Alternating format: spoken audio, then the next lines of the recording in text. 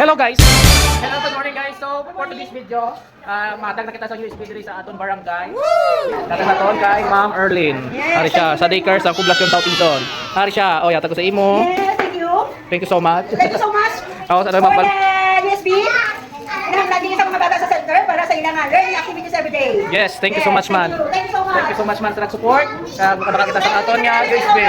Thank you lagi rin kagawad. Thank you. Kagawad git. Imo ma'am ano sa sunod TV? Ha? Oh, sige, testingan natin. Testingan. Testingan natin. Testingan natin. Yung nagtagaling na ako, aw. Sige lang. Ala. Ano? Oh, man. Sakit ba na lawan ng butang? Pwede sa lugar. Iya ba ilaw? Ngara na siya. Ora. Dala sa TV, mga bata na. Nasa bayo na. Hold hold. Coba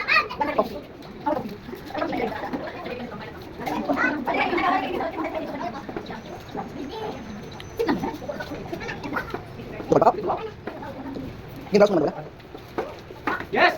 Alam. Ini dia. Pokok. Mari kita dapat. Nah, pokok.